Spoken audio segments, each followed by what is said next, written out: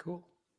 Hello, everyone. We are back again for this series of lectures on the NeurIPS HackerCup challenge. And yeah, it has been a ride. And today we are with Barath, a colleague of mine that has put together some really nice examples on using RAG to tackle these complex problems. And how can you get started in using RAG and maybe apply some of these techniques to get yourself a working solution for this HackerCup 2024. Hello, Barath. Hey, Thomas. Yeah, thank you. Let me begin with sharing my screen. Let me know if you guys can see my screen. Go ahead. Um, uh,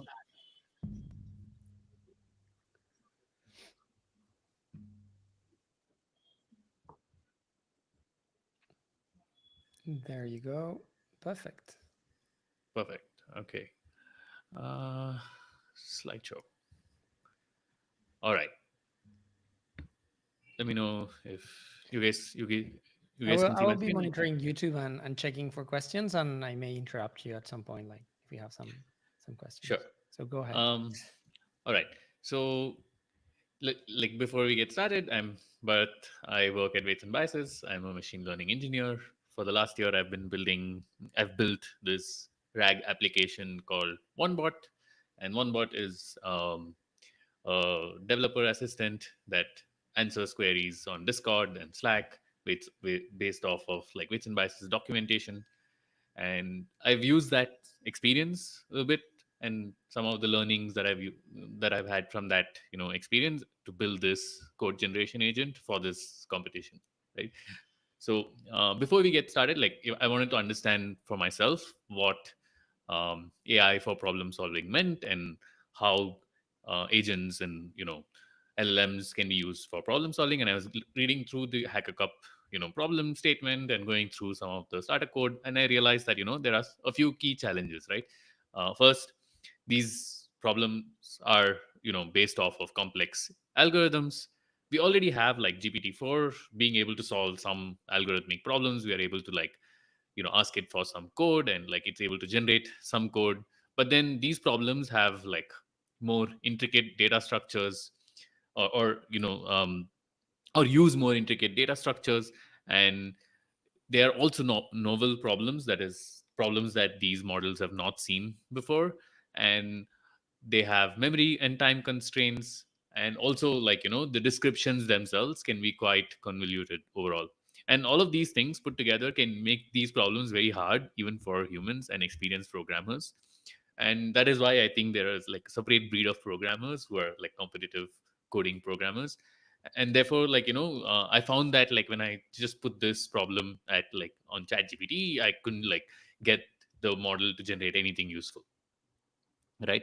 So that is where I thought, hey, why not like build um, you know a RAG generation, a code generation agent based off of RAG, because I've been using Retrieval Augmented Generation for like a year, and I thought, why not put this together with an agent?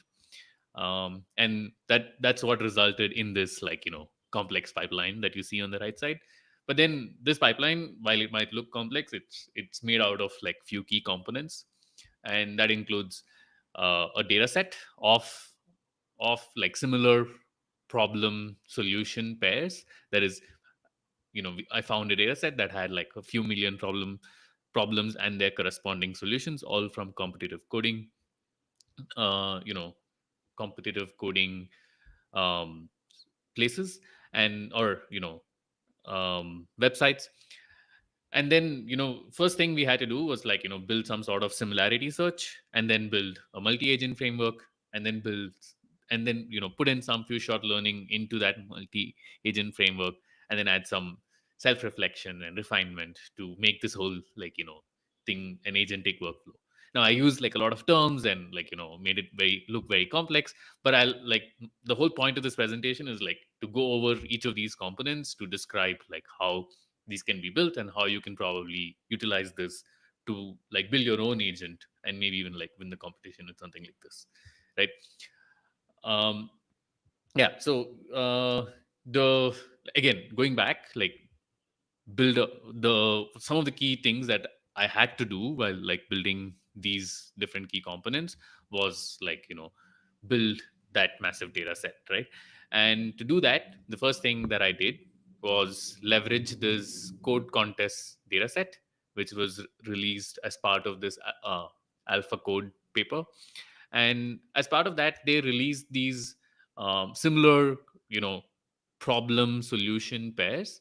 And the whole idea stems on the fact that, hey, can we go and find, when you present an LLM with a problem and ask it to generate a solution, can you give it examples of previous problem solution pairs, and make it make it understand that, hey, here are like similar problems and solutions that you have seen in the past, and learn from these examples in context, as like in the form of few short examples, and then uh, generate a new solution based off of that, right?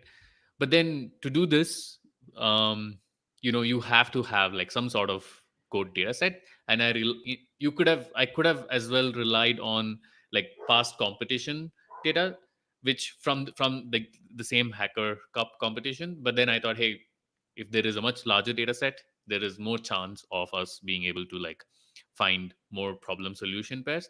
And that's where I went ahead and downloaded this code contest data set. And basically this data set has like a problem and multiple solutions, because in code contest, like you can sort of write different solutions to the same problem.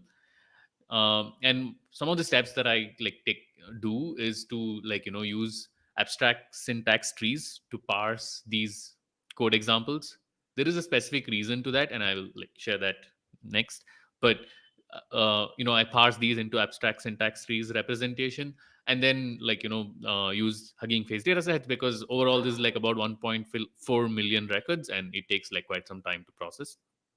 And we are only like focused on Python 3 solutions in the dataset. The dataset has like bunch of other programming languages, but for the sake of this task, I just focus on Python 3 solutions. On the right, you can see like the dataset and some of the and a simple and the sample record that has some description and some code and some sample inputs. After like we process this data set for our use case, right? Now, one of the main issues with finding similar code is, if you take a look at this example on the right, you can see that there are two functions. One is called sum2. It has two arguments, a and b, and sums up a and b and returns that sum, right? And another is called like add2. It has x and y arguments and returns that. Now, if you run like a simple similarity or text based similarity, you're never going to get like the same.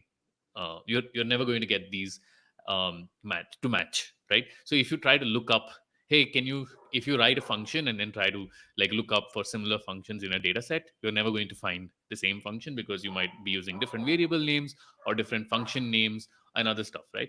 So we want to be able to focus on like the structure of the code. The implementation of say depth first search will probably remain similar irrespective of the variable names and function names and other details that you put in.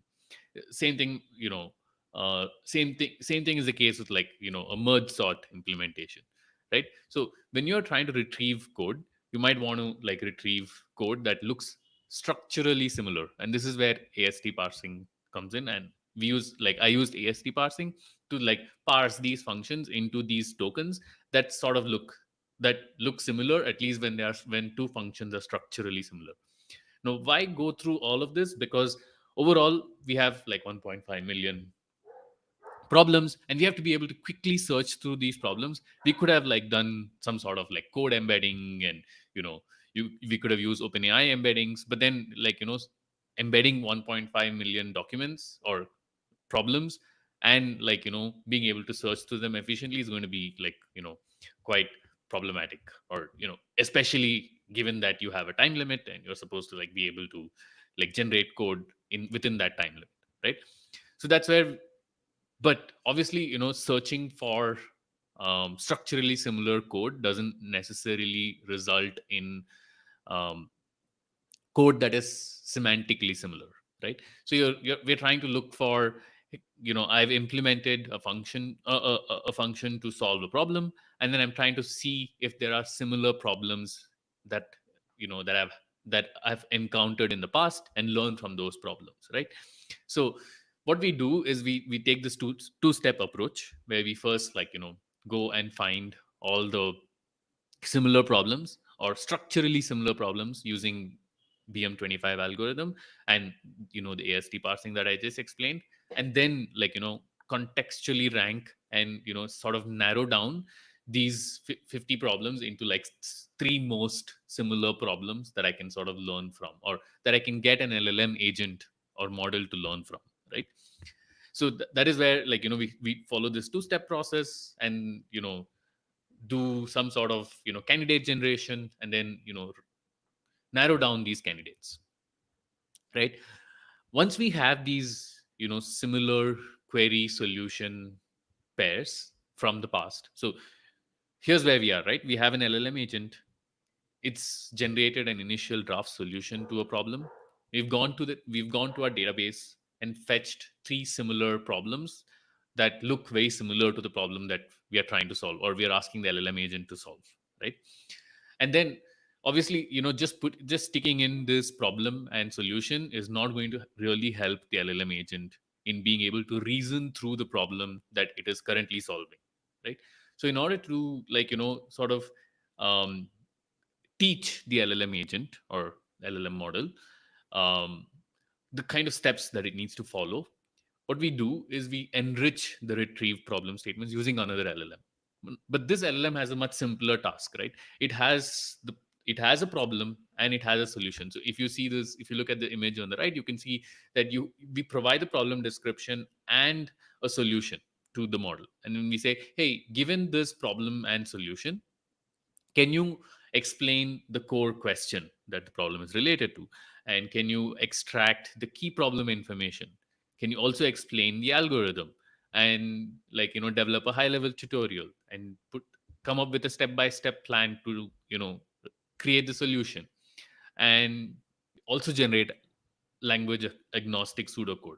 So all of these steps enrich whatever data or whatever problem solution pair we've retrieved from the database, right? And this helps us create few short learning examples. We can then create an instruction set to a new LLM and say, hey, here are previous problems where you have started at a question and then done these 6 steps wherein you've extracted the key problem and you've described the problem and then arrived at a solution. But these are actually problem solution pairs that we've actually retrieved from our database and not really told the LLM that is generated, right? But we're sort of giving the LLM some context, and we're telling it, hey, here is how similar problems were solved, and here's a new problem, and your task is to solve this new problem. And this is very simple, few short learning, and we've seen this happen quite a few times, or used quite often, right? We give examples to LLMs and ask them to mimic the same task that was in the examples, right? Yeah, so this is how we then use RAG. That is, we start with we start with like a we start with a initial draft solution. So we have this draft solution, and then the draft solution is then like you know run against some test cases, and then in this case the test case is whatever we've generated as a test case. And we run the model against that test case. We take this draft solution, go and retrieve some similar problem solution pairs, enrich those problem solution pairs, give it to the model, and say, hey, here are some examples of how you've done this in the past. Now here's try to solve this problem in this step by step manner. So you're sort of enriching the chain of thought process of the LLM by sort of adding all of these extra examples of how it has solved similar problems, right? And this is very similar to how a human programmer would go ahead and solve these tasks. So you would go and look at, hey, what are other people solved, or what are how do I implement you know binary search, or how do I implement dynamic programs, and you sort of look at examples and then come back and solve for your particular problem, right?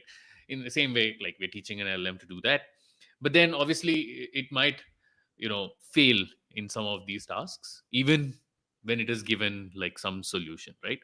And this is where we use this concept of self reflection, wherein we say we prompt another LLM agent and say, hey, here's like a problem, and here's an incorrect solution that you've like sort of generated for this problem, and here's the test result. uh, that sort of shows what the incorrect result was. I want you to reflect on the the error or the mistake in the code, and like identify like key elements and identify a step by step solution with some revision, and provide general advice to yourself, like when you're trying to resolve this. This concept is called reflection, and is widely used like in many problem solving LLMs and agents, right? So we use this to sort of re- instruct an LLM to help re- help our agent reflect on errors that it has made, and then we put this back um, into the whole like evaluation loop, right? So if you go back to this like example, you can see that we start with like a simple rag solver, and we have some sort of a loop. We start with like an initial solution from an agent. We ask that agent to generate a draft solution, and once we have that draft solution, we look up examples in our database and see if there are like similar solution problem question problem solution pairs that we have encountered in the past.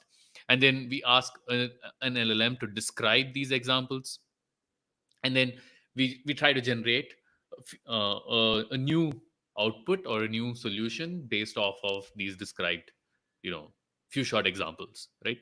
And then and then again we check for correctness. If we are correct at this pass, we just say, huh, right, like we got this right, and return the result.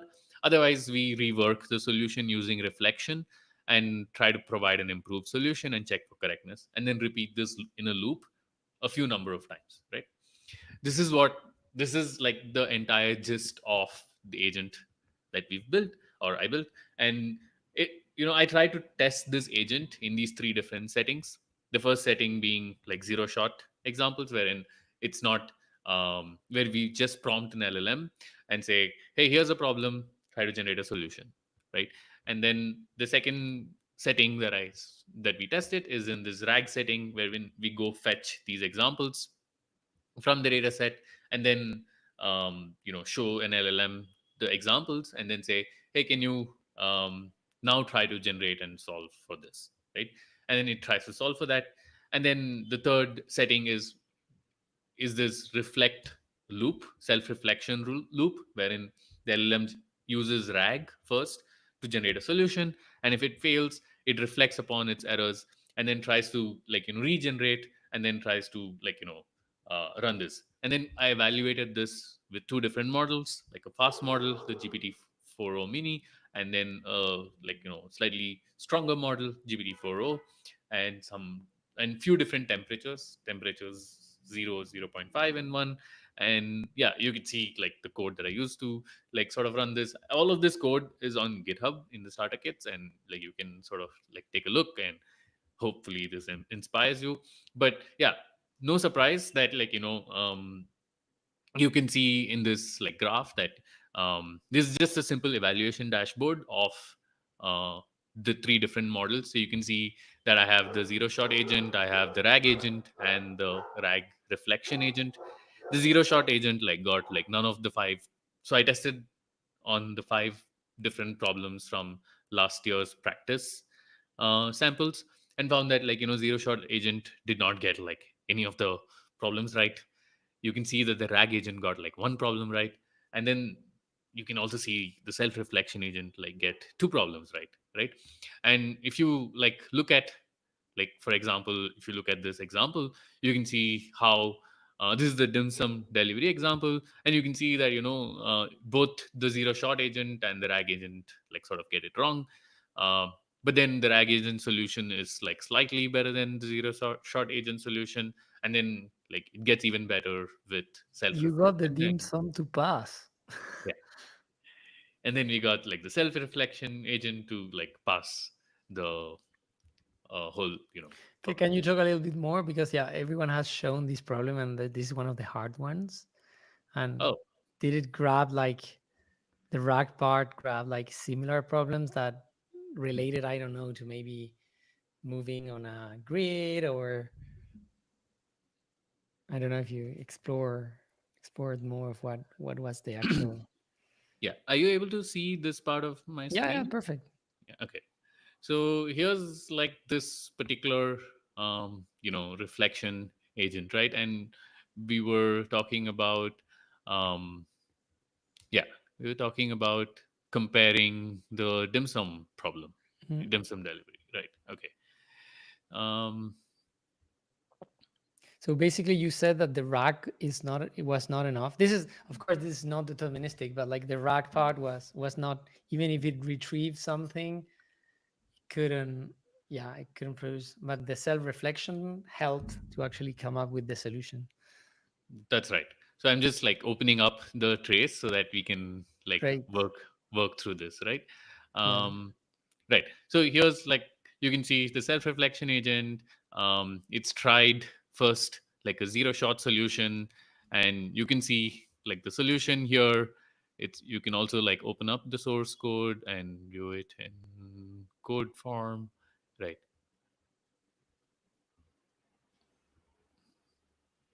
Yeah, for people who we don't know, like we work at Weights and Biases. This is Weights and Biases Weave is our tool to inspect the interactions with your LLM. So we're seeing the stack trace of all the execution of the pipeline. Yeah. Thanks, Thomas, for setting that stage. But uh, I hope I'm seeing the right trace here. Just give me one moment to double check.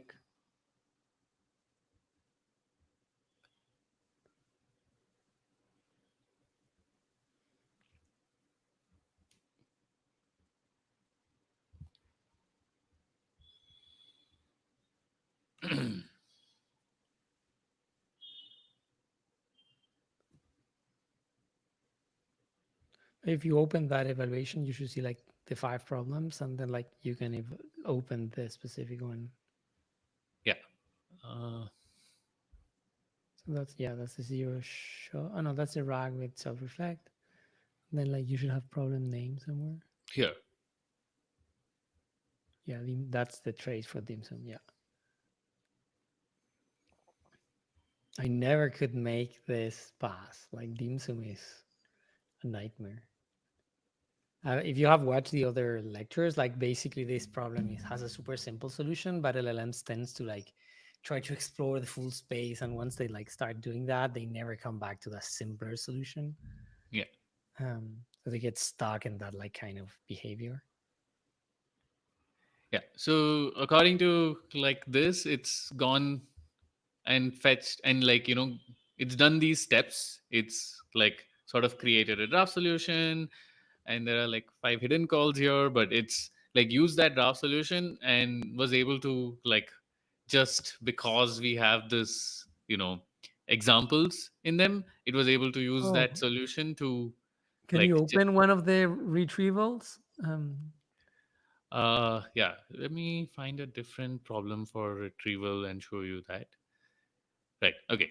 So this is the RAG solver, and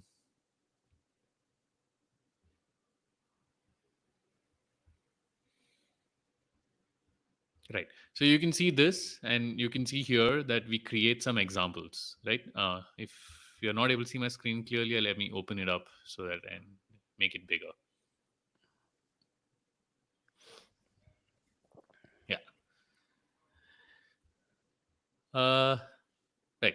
So if you look at like each example, you can sort of go through what an example that we retrieved in this case looks like. So here's like one example that's showing the heap trace for and like here's some code, and it's like a question. The problem statement is about something related to a US farmer.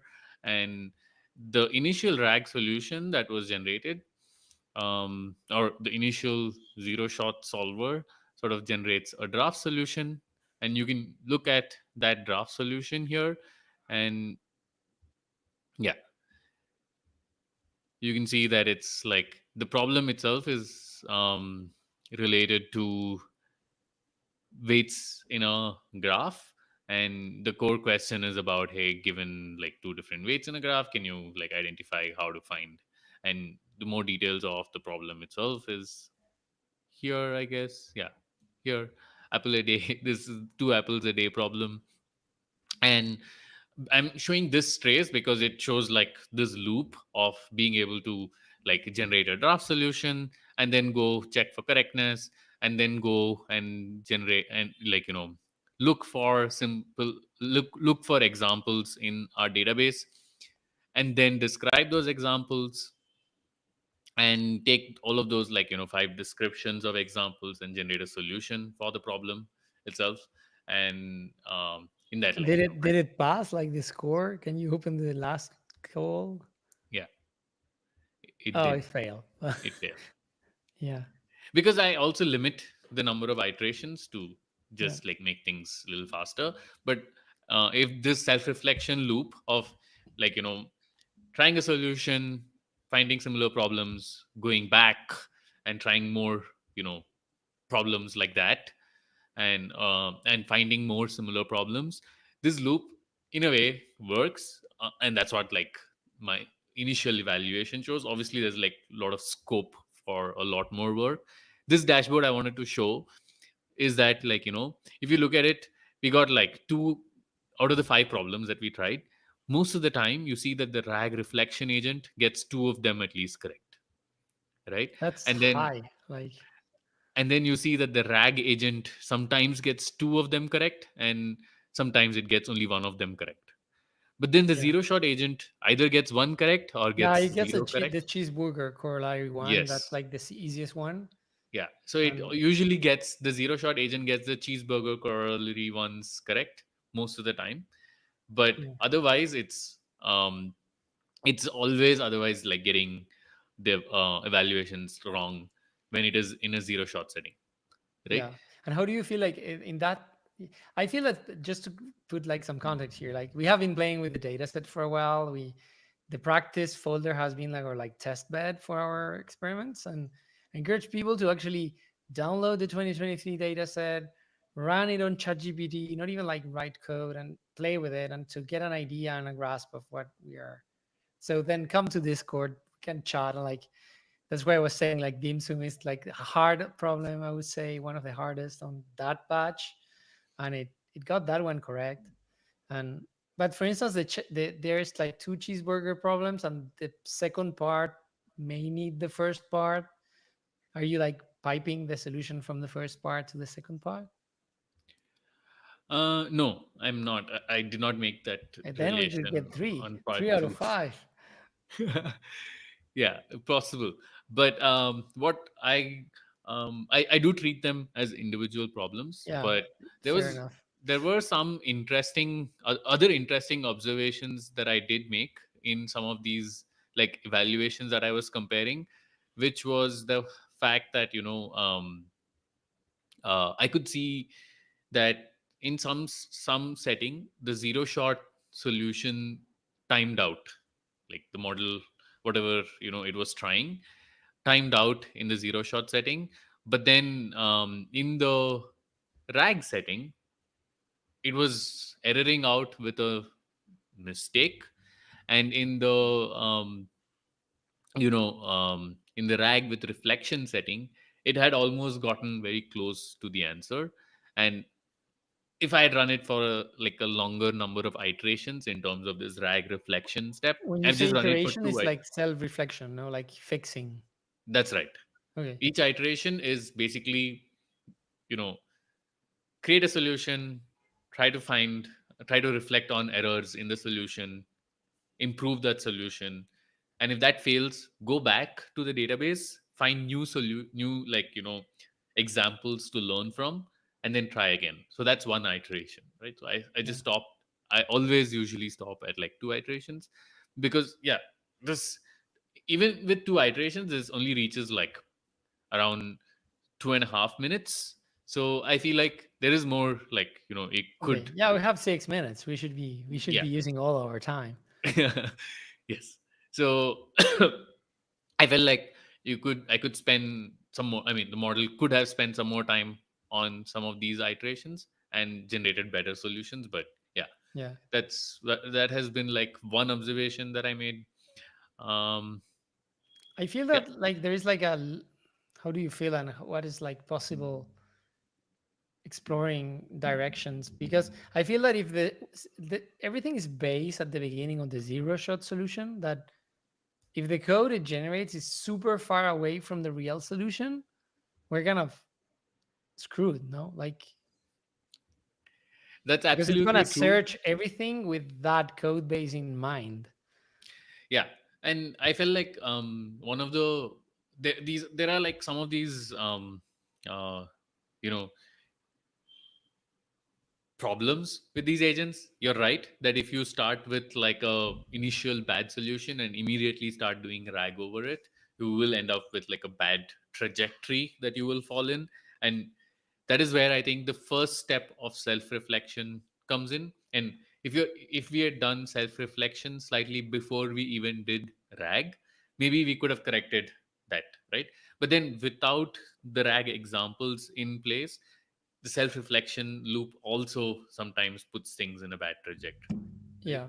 So it's slightly a chicken and egg problem, wherein you start with like a bad problem and you end up with like a list of bad problems. But then if you're able to catch that during your self reflection step, you might be able to come out of that loop of going into bad problems and solutions. But then another like way to mitigate this is to be able to increase the diversity of problem solution pairs that you get from your database, right? Right now we are like trying to find AST similarity. We could like improve it with something like maximum margin relevance, and try to find different clusters of problems that are similar to the problem that you're currently working on, and then sample from those clusters and give those as few short examples, which would sort of show the LLM different ways to solve like for the task. I obviously did not try out all the solution or all the types of solutions that I had in mind. I put myself on like a time Hmm. constraint to solve the problem, but yeah, the possibilities of trying like different things are like quite a bit. How do you feel like because like the problem is multiple pieces. It has like description, code, and the solution. Yeah, and the solution in code. Um, like searching similarity on the description of the problem may also help, or how do you That's fit right. that So code and problem that description similarity? so actually that's where the step where we re-rank the documents comes Can in. you zoom in a little bit? Yeah. Um, yeah, that's better. So when we re-rank the documents, you can see that as part of the re-ranking, we actually give the problem it's the solution, the initial solution that our LLM came up with, and each retrieved document also has its description and code, right?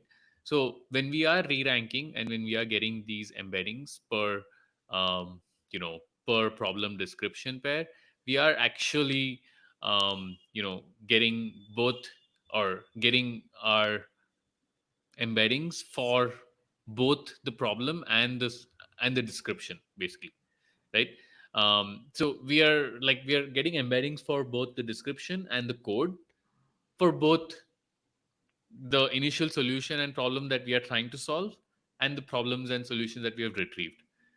But this is only happening for a small candidate set of documents that we're trying to re-rank, or examples that we're trying to re-rank, which is in this case like 50 documents.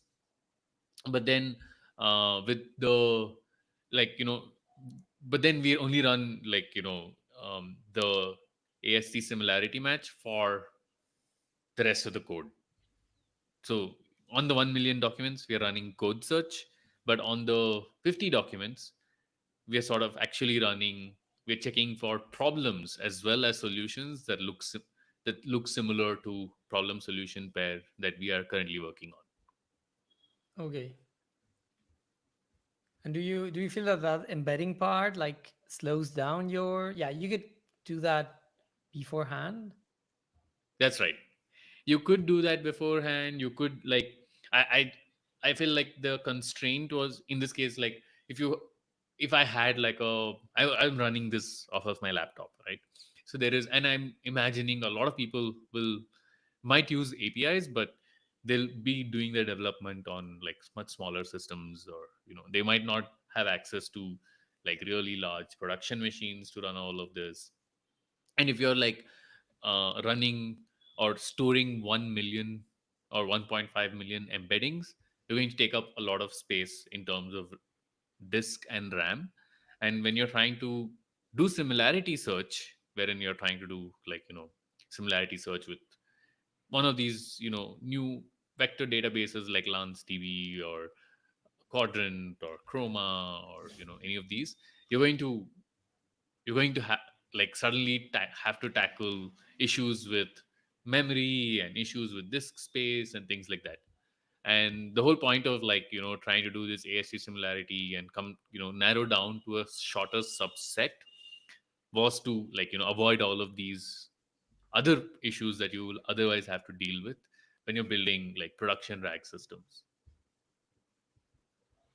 Okay, yeah, I agree. Yeah, but this looks promising. Like you are tapping into a lot of very specific knowledge that may be useful to actually solve these problems. Maybe embedding and putting in the database the previous year's problem, like with a higher ranking. But I suppose if this is curated correctly, the like previous year problem shouldn't be very useful for these. I don't know. Maybe I'm just. Well, I need to ask Smart or someone that has been doing this for a while. In a way, that was also my thought process. Like I generally thought, hey, like coding competitions might not have um I mean, if you take at least the same competition, like if you take Hacker Cup, you might not have the same sort of problems from previous years in this year, right? But if you look at like different coding competitions from different years from different like platforms and try Yeah. to like compile a database, and that's what this the data set that I was using, code contest data set, that's what it does. Like it took like data data from different competitions and different like sources and put them all together. And it was this data set actually is used to fine tune a model, a, a, a large language model. But I just use this as like a knowledge base for a RAG system, right? I'm sure like people who are on the fine tuning track might also find this data set quite useful if they're like building these code, fine tuned code generation agents. We have a couple of questions. Like one of the questions is, can you showcase like token differences between three approaches? I would expect like RAG plus self-reflection is more lengthy in tokens. Um, Yeah, that's true. RAG plus self reflection does result in more number of tokens per call. Here I have, I think, per evaluation, per model call, I might be able to find you. should be on the like the right side of the eval. Token zero. Mm, I think I have some error in my code in like measuring the number of tokens per model, but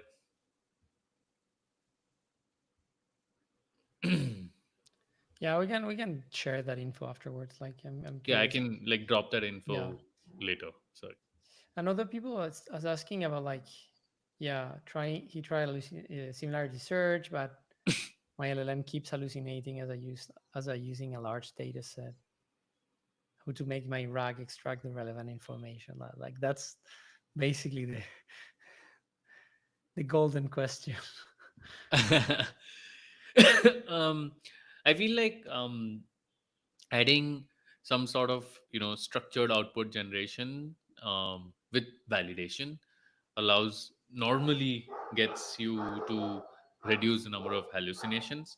So one of the things that I used was Pydantic and the instructor library to sort of reduce the number of, like, off off topic things, or off. I specifically instructed it to generate, like, code, and I used XML tags to say, hey, you need to put things within these XML tags, and then, like, parse and extract from these XML tags. But then specifically with code generation, it's still like bound to hallucinate and create methods and variables and stuff that might not actually work in real time. Yeah. And But we can yeah, test the code. We can run it and see if it works. So basically, you have a unit test that lets you. that's true. And that's where I think the testing and self-reflection loop with the test case output really helps. um, yeah. And someone is saying that maybe you can train your retriever. Um, I don't know much about that. Um, um, yeah, see, for instance, there is there are other code to code based embedding models. Like, for instance, there is Jina 2 code to code embedding, which basically is trained for this task. You you know query with some code and you get similar code, right? And these might actually be quite useful. You can also, like, take the same code contest data set and fine tune a model to basically say, hey, here's a problem statement, here's a code solution, and, like, fine tune the model for this given a problem statement, find similar code solutions, and then just directly use your problem statement rather than asking the LLM to generate uh, you know an initial draft solution, which was one of the problems that you were highlighting, right, Thomas, where you hmm, said, hey, if it goes in the wrong trajectory initially, then you're just going to you're screwed. you're screwed. You're going to put your entire pipeline on a toss. So if you have this, like, specially fine-tuned model where you're basically doing this contrastive learning and saying, yeah, and like, identifying problem solution pairs and training, like, a retrieval model for that, you essentially have this. You can, like, go find similar solutions or retrieve similar solutions just based off of the problem statement, which might actually be quite useful in itself. Okay. Yeah, I have like a following question. You said that some of these problems were solved in like 2 to 3 minutes, so we still have time because let's remember it's like 6 minutes. You should unzip your problem folder, generate your codes, and like check your outputs and submit. So like some people are asking like maybe trying different vector database and retriever methods and then like combining them all together, but that actually can be done in parallel, so it shouldn't add that much overlap. Would you spend more time on the retrieval side or like more on the algorithmic part?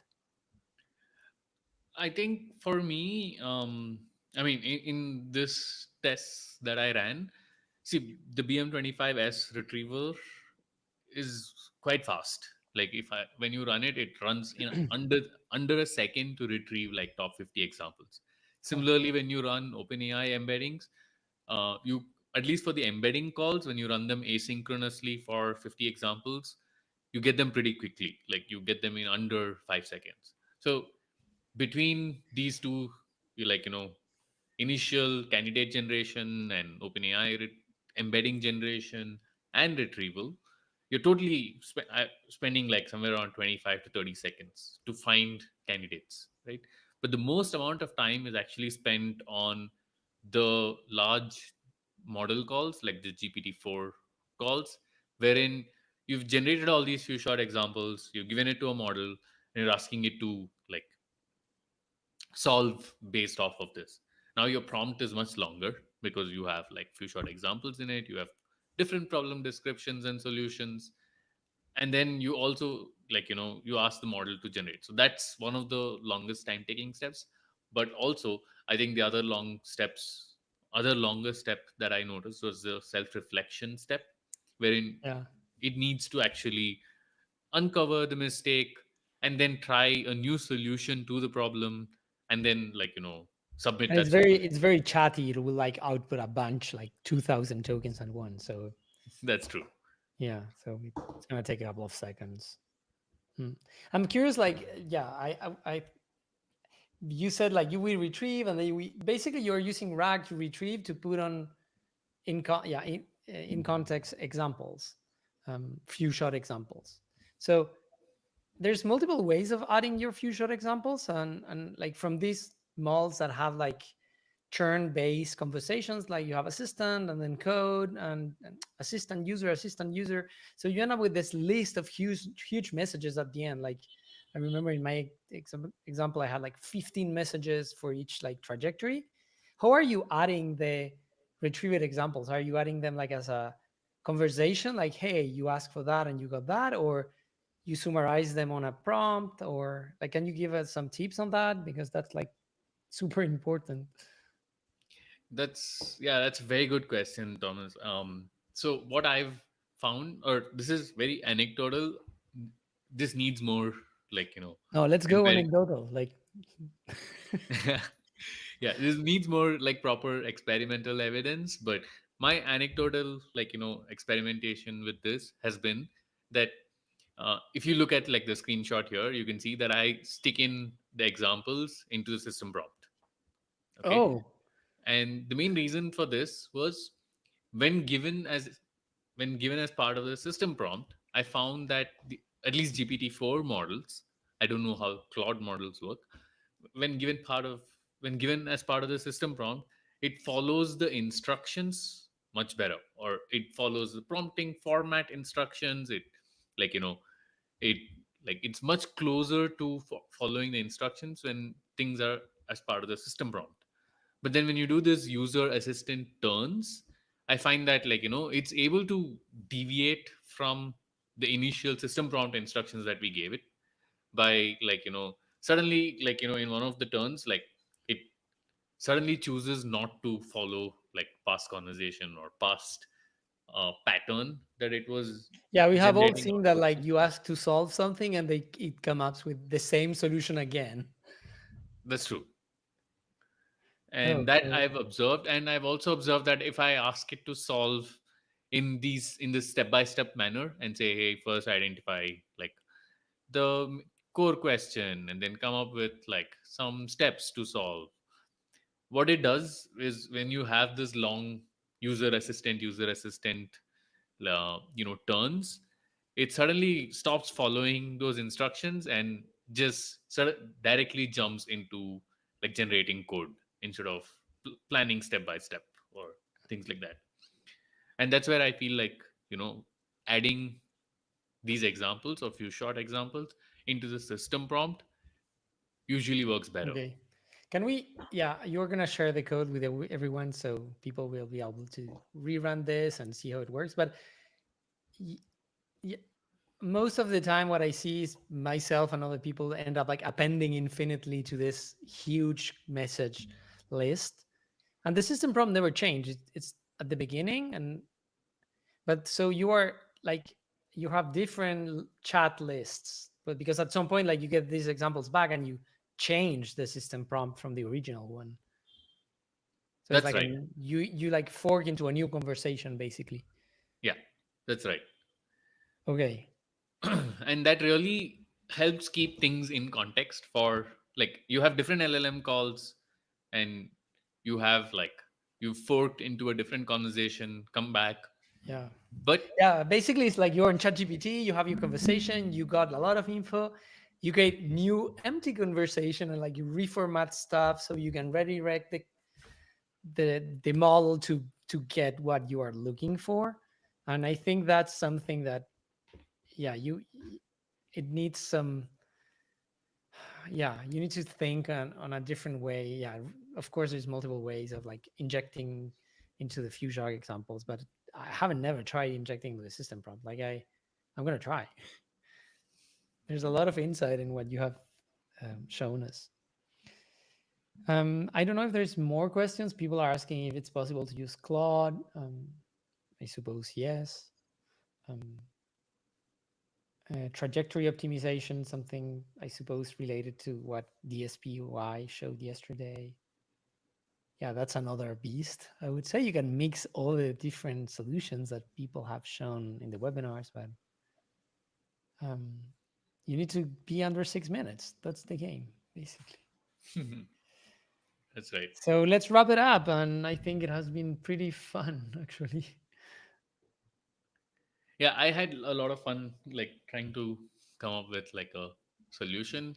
I spent a few days on this, but it was really insightful. I learned a lot about like code generation and how bad LLMs are with code in the code generation task, and how difficult competitive coding can be, and code synthesis. I think LLMs are very good at code fix or error correction, but they're very, very bad at code synthesis, especially when it comes to these algorithmic data structure problems. They generate things that look like there's a they look very nice and complicated, and like oh, this code will work, and then you try it and it actually has like major flaws in them. um, yeah, and with that, like I want to also add that you know soon we'll be releasing this course on RAG, and um, which we've just like put together all of the learnings that we've had over the past year building RAG systems that we've put in production for a lot of um, users. And yeah, I just wanted to share. You can like scan the QR code or go to this link, ondb.me/rag course, and sign up. It's a free course, and you will learn a lot of such insights from that course. Yeah, thank you. Thank you, Bharat. This was really useful. And yeah, sign up for the course you want to check and see you around. Um, Thank you.